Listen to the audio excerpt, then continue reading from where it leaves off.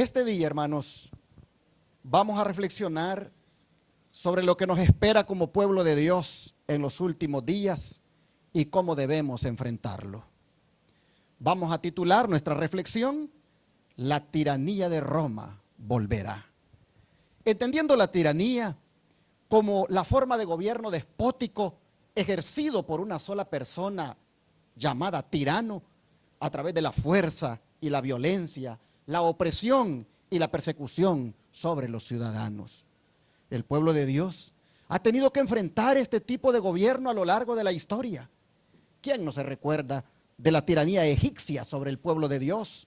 La tiranía de Babilonia, la tiranía medo-persa, la del rey griego Antíoco Epífanes y la que fue peor, la tiranía de Roma. Fue bajo esta última que nuestro Señor Jesucristo experimentó la muerte más cruel, como fue la crucifixión, misma que se aplicó sobre su iglesia después que Él murió. La historia registra lo que sucedió a los cristianos en los famosos circos romanos, cómo fueron lanzados a la arena para ser devorados por las fieras, y otros corriendo la misma suerte de nuestro Señor, siendo crucificados, tan solo por negarse a aceptar al César como su Señor. El profeta Daniel, describiendo la tiranía de ese imperio romano, vean cómo lo dice en el capítulo 7 de su libro, aquí en los versículos 7 y 8. Daniel 7, versículos 7 y 8.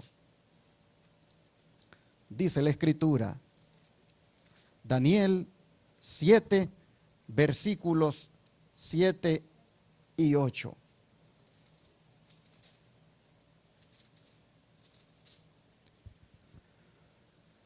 Después de esto, miraba yo en las visiones de la noche, y he aquí la cuarta bestia, espantosa y terrible, y en gran manera fuerte, la cual tenía unos dientes grandes de hierro, devoraba y desmenuzaba, y las sobras hollaba con sus pies, y era muy diferente de todas las bestias que vi antes de ella, y tenía 10 cuernos. Mientras yo contemplaba los cuernos, he aquí que otro cuerno pequeño salía entre ellos, y delante de él fueron arrancados 3 cuernos de los primeros, y he aquí que este cuerno tenía ojos como de hombre y una boca que hablaba grandes cosas. Ahora vean los versículos 19 al 21.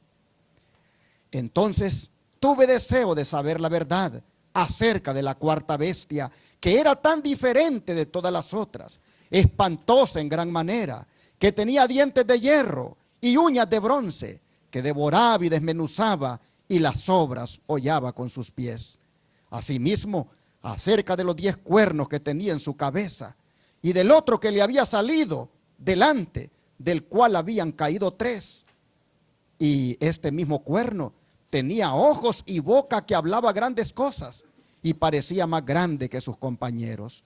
Y veía yo que este cuerno hacía guerra contra los santos y los vencía. Interesante cómo es descrito aquí este poder.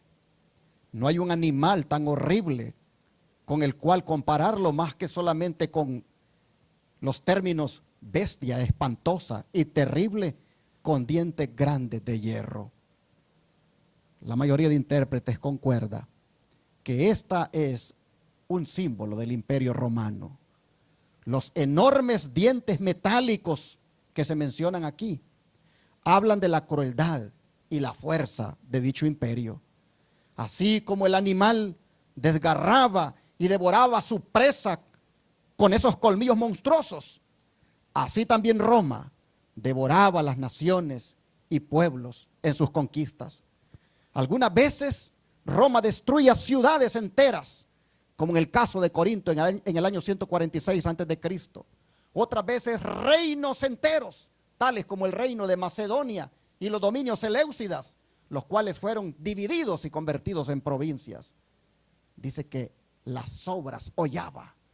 Hermanos y hermanas, es que cuando Roma no destruía o subyugaba a un pueblo, solía esclavizar a sus habitantes o los vendía como esclavos. en la intensidad de su poder destructor. Roma sobrepasó a los reinos que previamente habían dominado al mundo.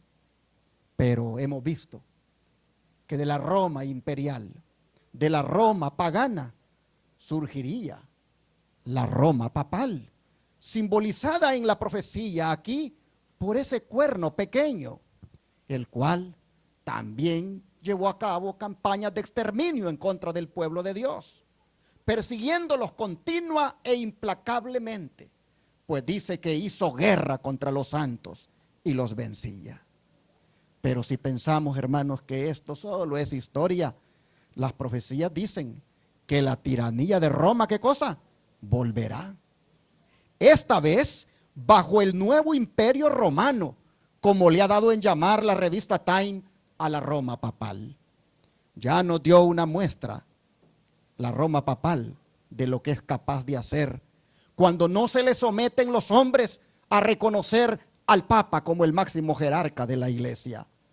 Pues mientras la Roma pagana crucificaba a los cristianos, la Roma papal los quemaba vivos en tiempos de la Edad Media durante la Inquisición. Pero, ¿cuándo se dará esto? Que volverá la tiranía de Roma. Sin duda, cuando junto con los Estados Unidos, la Roma papal imponga lo que conocemos como el nuevo orden mundial. ¿Estaremos cerca de eso? Sin duda que sí. La alianza entre los Estados Unidos y el Vaticano está bien encaminada a establecer dicho nuevo orden mundial. Y más en este tiempo, cuando el presidente católico que dirige esta nación hace alarde de esa íntima comunión con el papado. Solo Dios sabe si será con este o con alguien más. Una cosa es clara, y es que cada presidente de turno de esta nación americana adelanta la agenda papal en más de algún aspecto, hasta culminar a lo que ya sabemos, la imposición de la ley dominical. Al respecto, el espíritu de profecía dice lo siguiente: cuando nuestra nación, los Estados Unidos, abjure de tal manera los principios de su gobierno que promulgue una ley dominical, en este acto el protestantismo dará la mano al papismo y con ello recobrará ¿qué cosa? Vida la tiranía que durante largo tiempo ha estado aguardando ávidamente su oportunidad de resurgir en activo despotismo. Joya de los Testimonios, tomo 2, página 318 a la 319. Interesante, dice, cuando abjure de tal manera los principios. ¿Qué es eso de abjurar? No es otra cosa que abandonar. Cuando abandone los principios esta nación, entonces dice, va a recobrar vida la tiranía. Cuando promulgue esa ley dominical, va, dice, a resurgir un activo despotismo. ¿Qué es despotismo? No es otra cosa que un gobierno absoluto que no está limitado por ninguna ley, que abusa de la autoridad, fuerza o poder en relación con cualquier otra persona. Bueno, mis hermanos, si ustedes se fijan, es la promulgación de la ley dominical la que va a dar vida, dice, a la tiranía. ¿Qué quiere decir esto? Lo que está diciendo, hermanos, es que la tiranía papal no está muerta, solo está esperando resurgir, como lo hizo en la Edad Media. Pero en esto no estarán solos los Estados Unidos y el papado. Estarán acompañados por Satanás a través del espiritismo. Así ha sido revelado por la profecía en el capítulo 16 de Apocalipsis, versículos 13 y 14. Apocalipsis 16, versículos 13 y 14.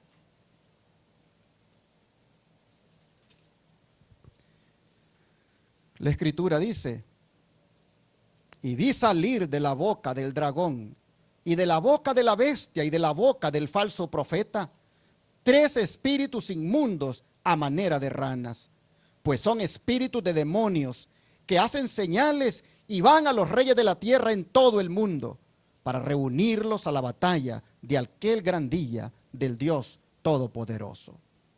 ¿Qué les parece?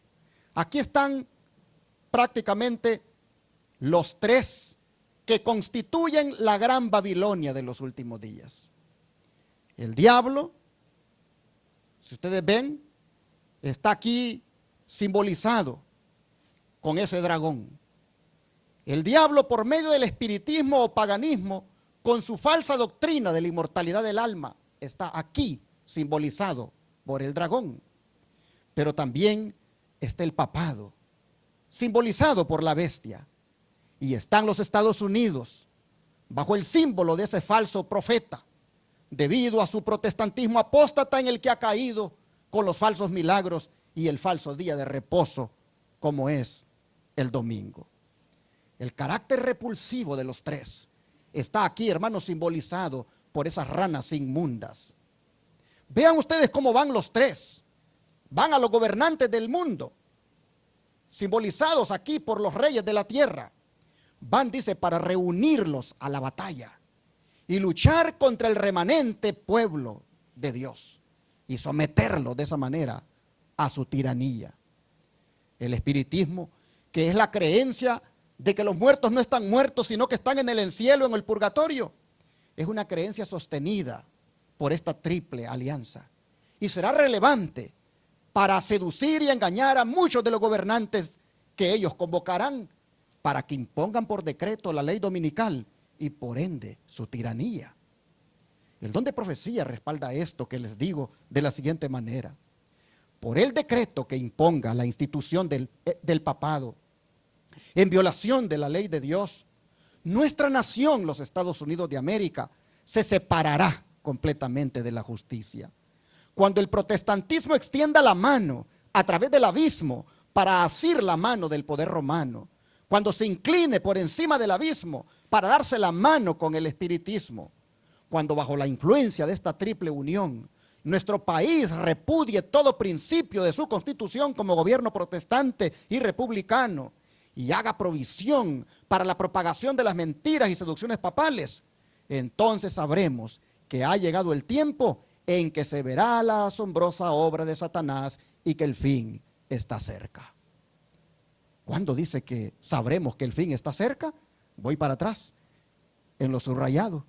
Cuando bajo la influencia, dice, de esta triple unión, nuestro país, los Estados Unidos, repudie todo principio de su constitución como gobierno protestante y republicano.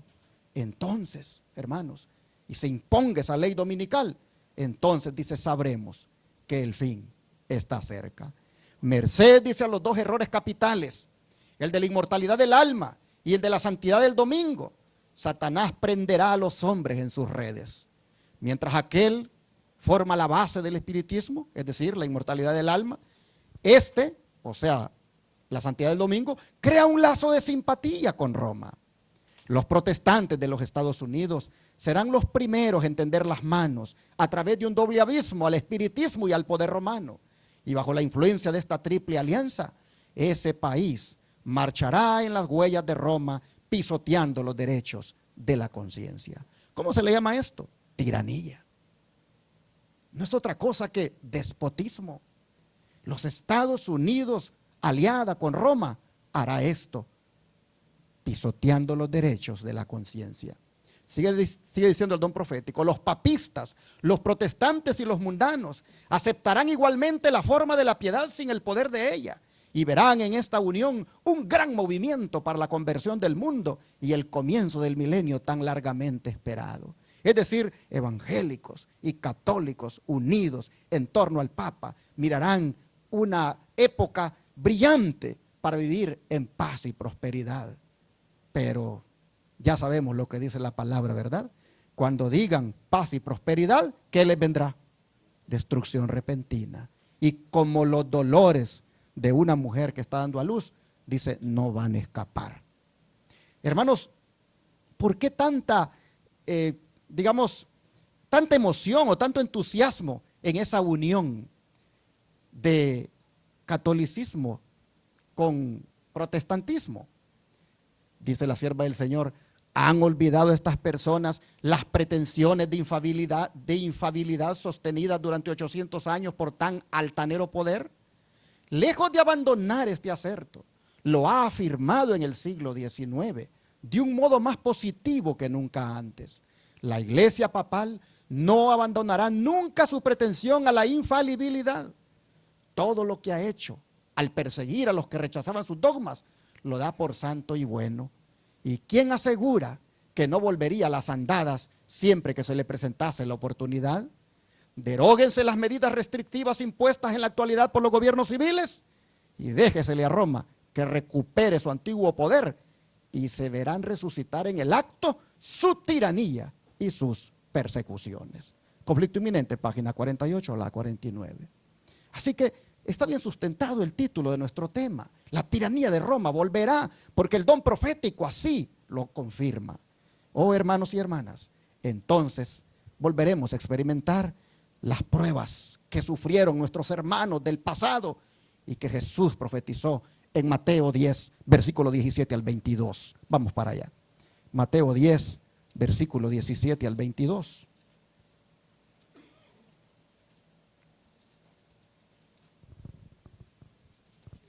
Evangelio de Mateo, capítulo 10, verso 17 al 22, nos dice: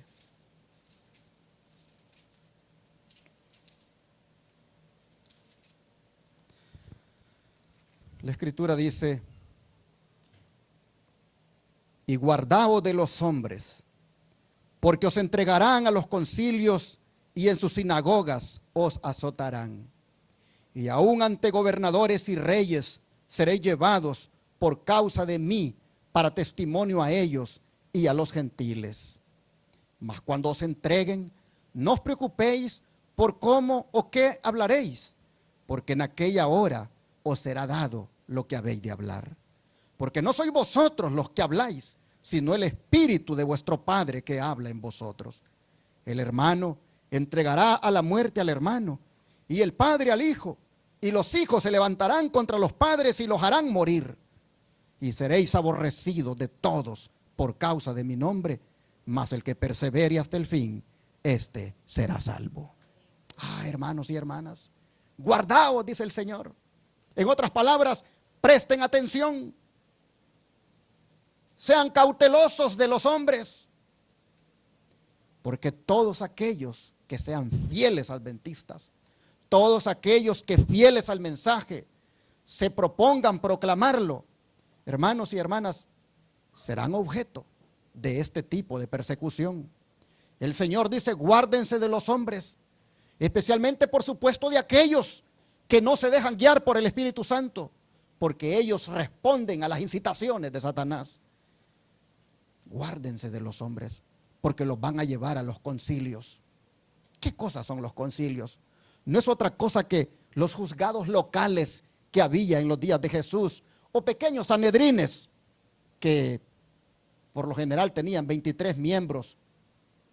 Allí eran llevados los cristianos en esos pequeños juzgados que se encontraban en varias ciudades judías, pero no en Jerusalén, porque allá estaba el gran Sanedrín. En esos lugares, dice el Señor, los van a denunciar, los van a llevar a corte, los van a llevar a los tribunales. Y allí dice, ¿qué cosa se determinará sobre ustedes? Que sean, dice, azotados. Los van a azotar. Es interesante que el azote, el castigo con azote, el máximo era de 40, pero como un acto de misericordia, a la persona se le daban 39. Pablo en 5 ocasiones fue azotado de esa manera. Dice, serán llevados a gobernadores y reyes. Ya vimos, ¿verdad? ¿Con qué propósito? Con el fin de testificar. Y ya hemos visto cómo esto se cumplió. Al menos gobernadores como Pilato, Félix, Festo, Galión, tuvieron a cristianos frente a ellos, dando razón de su fe. ¿Qué decir de Herodes Antipas, Herodes Agripa, Nerón, Domiciano, que tuvieron cristianos frente a ellos, acusados de anarquistas, acusados de perturbadores, pero ahí estaban dando testimonio de su fe? Oh, dice el Señor, los llevarán allí por causa de mí. Es decir, para que vayan y den cuenta de su fe, que tienen en mí, para que vayan y den cuenta de sus actividades misioneras que hacen en mi nombre. Mis hermanos, estos gobernadores que he mencionado recibieron el testimonio. Estos funcionarios políticos pudieron conocer de Cristo, tuvieron la oportunidad de escuchar la verdad y vieron el efecto de los principios de la verdad que hacía sobre aquellos que estaban dando testimonio. Pero esto, hermanos y hermanas, se va a repetir. Y cada uno de nosotros, en la medida que sea fiel, en la medida que se entregue de corazón a Cristo, comparecerá y testificará del gran poder que Dios ha hecho en nuestras vidas. Oh, hermanos, dice que no nos preocupemos, dice. No nos preocupemos, porque es posible que alguien diga, no me gusta ese tipo de sermones, porque dan temor. Bueno, dice el Señor, no te preocupes. ¿Por qué no te preocupes? Porque ese día tendrás un valor de lo alto que te va a sostener. Ese día, dice el Señor, no te afanes, ni siquiera por lo que vas a decir, porque en esa hora te van a venir las palabras que vas a hablar, porque el Espíritu Santo va a hablar por ti. Oh, mis hermanos, vamos a dar cuenta de la fe que profesamos, pero el Espíritu Santo, dice, hablará por nosotros. No hablaremos nuestras propias teorías. No, hermanos, el Espíritu hablará en nosotros. Por eso es importante, hermanos, que en vez de preocuparnos por lo que, ¿cómo le voy a hacer? ¿Cómo va a suceder conmigo? ¿Será que voy a resistir? Más bien, hermanos, preocupémonos por tener una íntima relación con Jesucristo. Preocupemos por tener una íntima comunión con la palabra, alimentándonos de ella, llenarnos de ella, para que en ese momento el Espíritu Santo recuerde esa palabra y la usemos en defensa de la verdad. Oh, hermanos, pero qué triste lo que dice el Señor. Ocurrirán traiciones para esa época.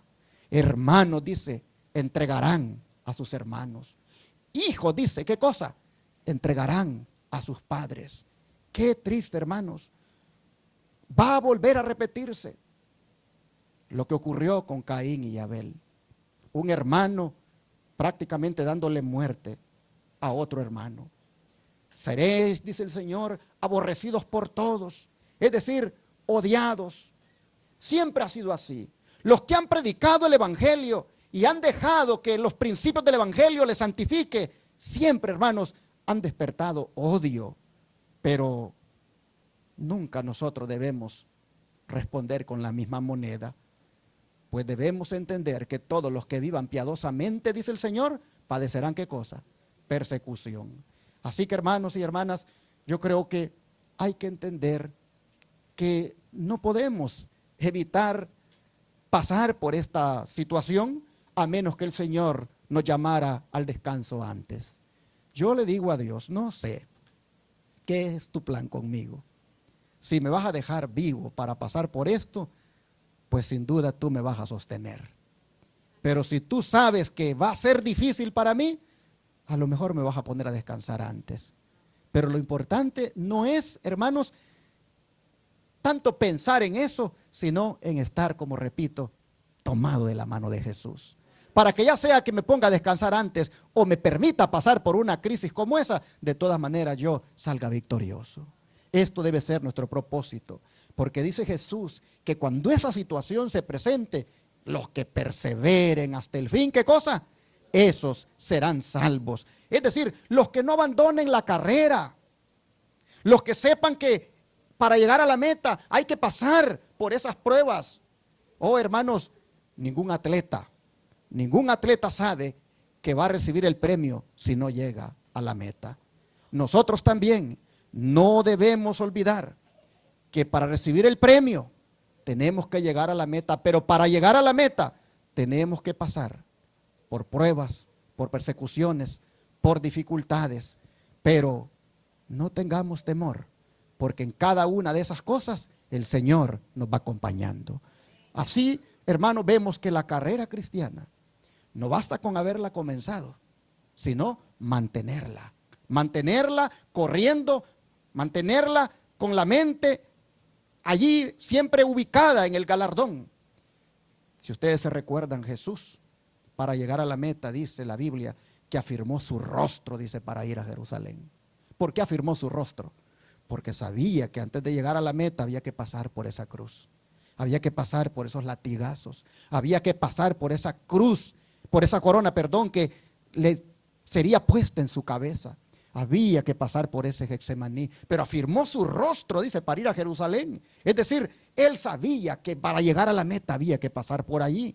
Así, hermanos, vino a ser el Señor, el autor, dice, y consumador de nuestra fe. Así nosotros también, dice el don profético, no debemos pensar que no podremos soportar la persecución. Tendremos que pasar por tiempos terribles.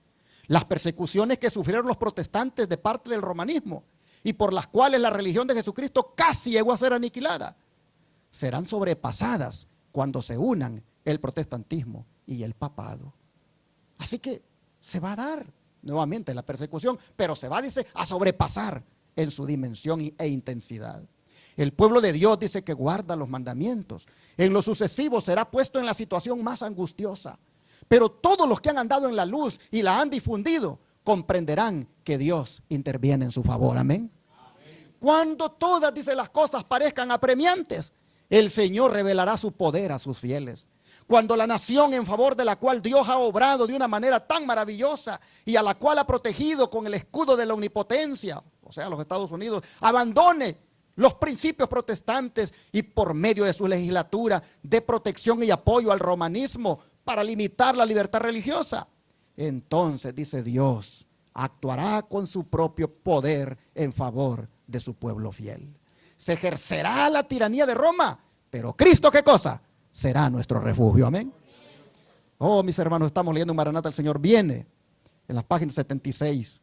Dice, cuando las iglesias principales de los Estados Unidos, uniéndose en puntos comunes de doctrina, influyan sobre el Estado para que imponga los decretos y las instituciones de ellas, entonces la América protestante habrá formado una imagen de la jerarquía romana y la inflicción de penas civiles contra los disidentes será el resultado inevitable.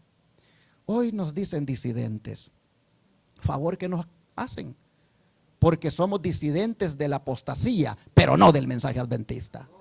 Y a los que sean disidentes de esa apostasía, dice que le van a aplicar los apóstatas penas civiles.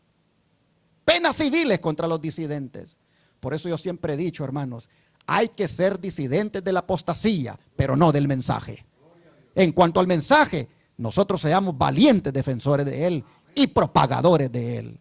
Dice, las escrituras enseñan que el papado reconquistará su perdida supremacía y que volverán a encenderse los fuegos de la persecución mediante las concesiones contemporáneas del así llamado mundo protestante. En este tiempo de peligro podremos resistir únicamente en la medida en que tengamos la verdad y el poder de Dios.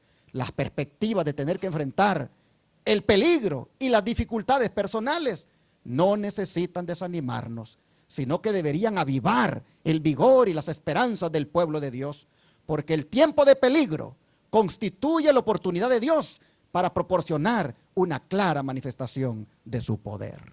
Oh, hermanos, como dicen ustedes, gloria al Señor. Hay que avivar el vigor. Hay que estar, hermanos, con esta confianza de que el Señor se va a manifestar poderosamente. En otras palabras, mis hermanos, cuando la tiranía llegue, debemos resistirla. Debemos resistirla como la resistieron estas dos mujeres, Cifra y Fuga. Estas mujeres, hermanos, parteras, ellas resistieron la tiranía egipcia. Vea lo que dice la escritura acerca de ellas. Vamos a Éxodo 1, versículo 15 al 17. Éxodo 1, versículos 15 al 17.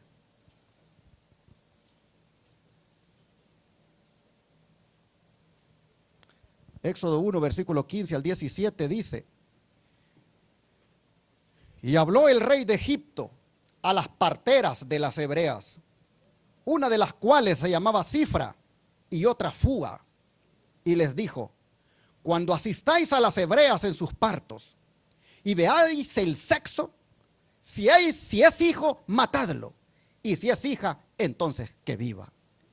Pero las parteras temieron a Dios y no hicieron como les mandó el rey de Egipto, sino ¿qué cosa? Preservaron la vida a los niños. Amén, hermanos. ¿Qué les parece? ¿Qué mujeres más valientes estas? Cifra y Fúa temieron a Dios más de lo que temían al rey tirano de Egipto, no tomando en cuenta la orden real. Ellas dejaban, dice, vivir a los niños ante ese sangriento acto de cruel despotismo por parte del rey de Egipto. Ellas temieron a Dios, dice la palabra.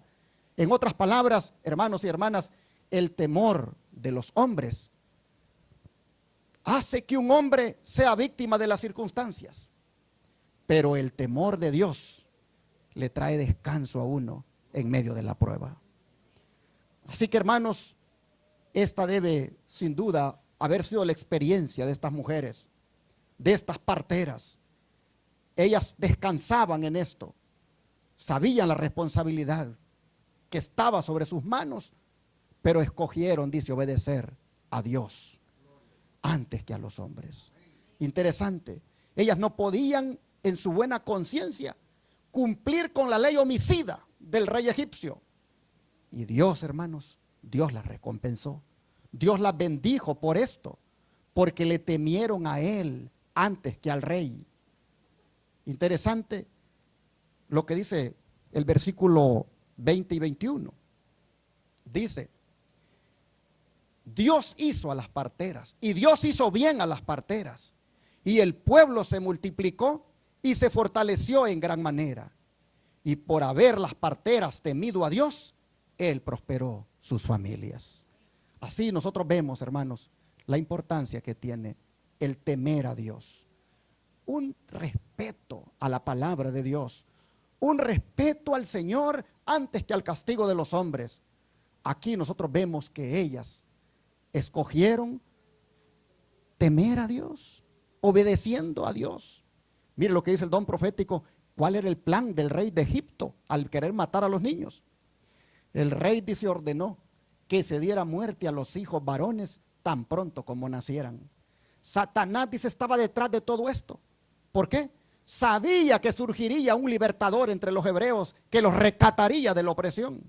Creyó que si podía inducir al rey a destruir a los niños varones, el propósito de Dios se malograría. Pero las mujeres temían a Dios y no cumplieron la orden del rey de Egipto. Por el contrario, dejaron con vida a los niños varones. Esas mujeres no se atrevieron a dar muerte a los niños hebreos. Y porque no obedecieron el mandamiento del rey, el Señor les dio prosperidad. Historia de la Redención, página 108. Así, hermanos y hermanas, vemos nosotros qué hermoso lo que dice la Escritura. Obedecieron a Dios. Obedecieron a Dios antes que a los hombres. Y por haber temido a Dios, Dios bendijo a sus familias. Ellas fueron instrumento de Dios para bendecir las familias de Israel y preservar al libertador que nacería, el cual sería Moisés. Y así Dios también las bendice a ellas y sus familias, porque resistieron a la tiranía del hombre y se sometieron a la voluntad de Dios. Oh, hermanos y hermanas, pero si estas mujeres, Cifra y Fúa, son un ejemplo para nosotros y pudieron resistir la tiranía de sus días en el temor del Señor, ¿qué no decir de los 3 jóvenes hebreos que no se quedaron atrás ante el tirano Nabucodonosor, rey de Babilonia, negándose a adorar su imagen porque iba contra la ley de Dios? Y bajo la amenaza de ser echados vivos a un horno de fuego ardiendo, ¿qué dijeron ellos? Vamos a Daniel, capítulo número 3, versículo 17 al 18. Daniel capítulo 3, versículo 17 al 18.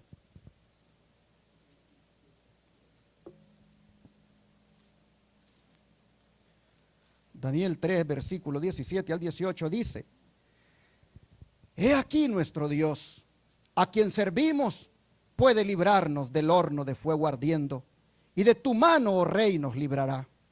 Y si no, sepas, oh rey, que no serviremos a tus dioses, ni tampoco adoraremos la estatua que has levantado. Oh, hermanos, qué fe tan firme la de estos 3 muchachos en el poder de Dios.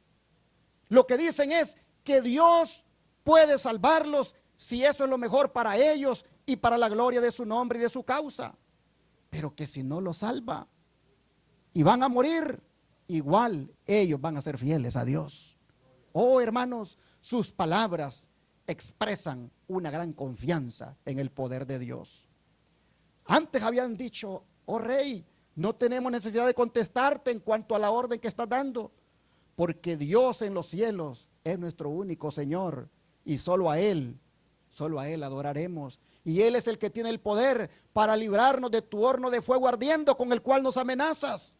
Oh, dicen ellos, el Señor nos librará, y va a quedar demostrado que no vamos a servir a tus ídolos, ni adoraremos tu estatua de oro. Hermanos y hermanas, así estos tres jóvenes hebreos resistieron a la tiranía de sus días, la tiranía de Babilonia. Pero mientras ellos son un ejemplo de lo que debemos hacer nosotros cuando la tiranía de Roma vuelva, ¿qué del profeta Daniel? Él no se queda atrás.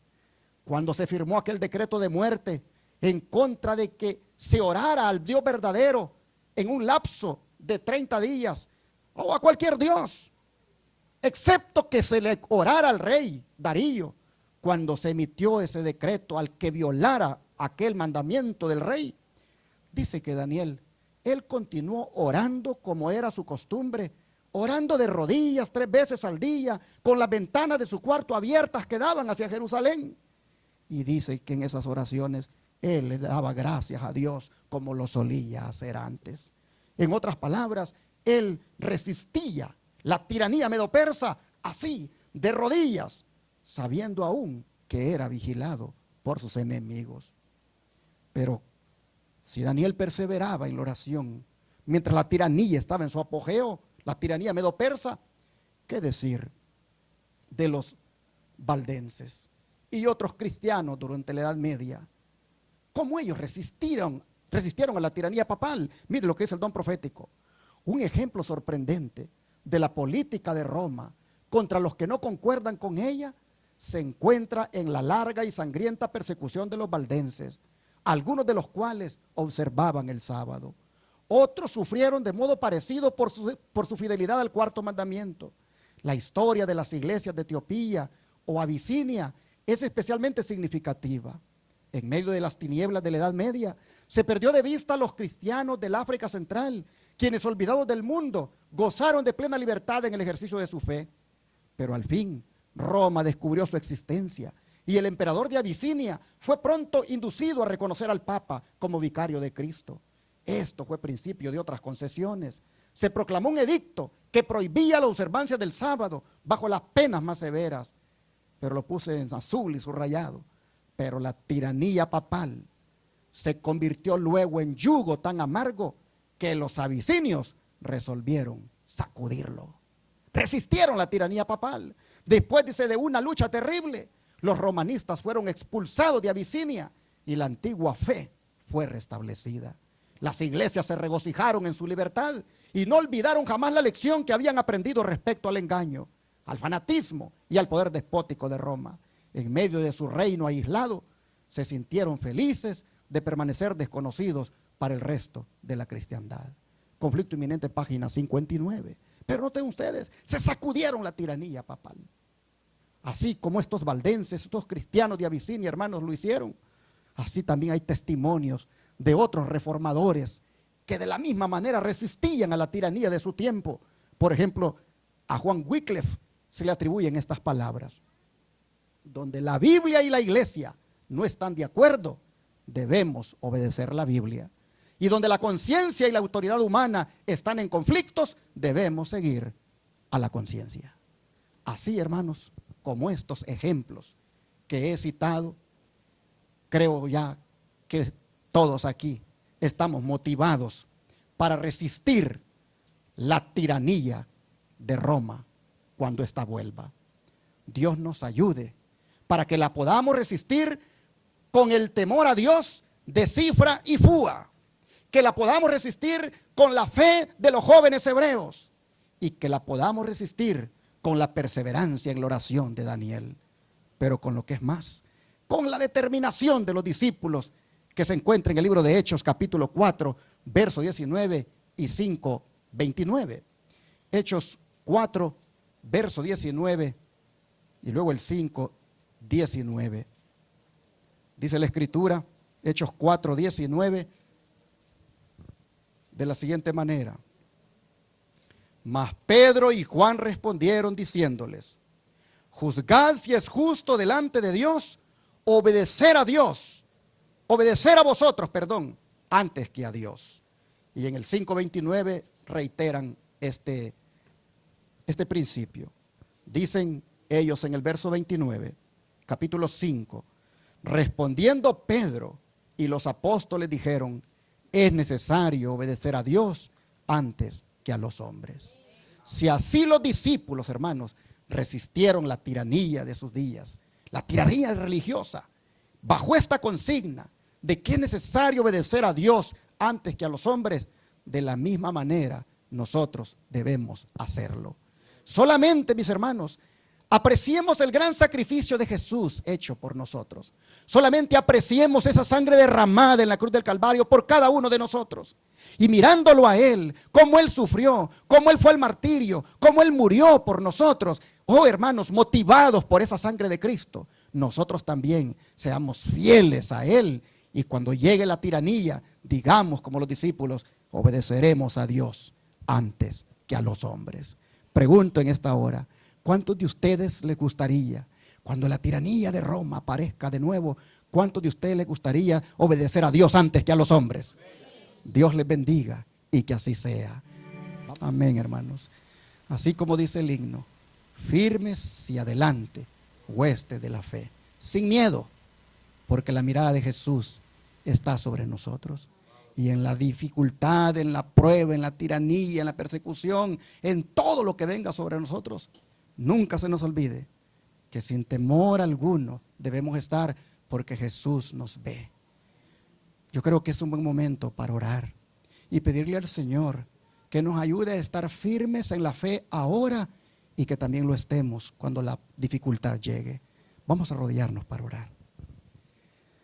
Amante Padre que está en el cielo, gracias, Señor, por ponernos en la perspectiva correcta de cara a lo que vendrá.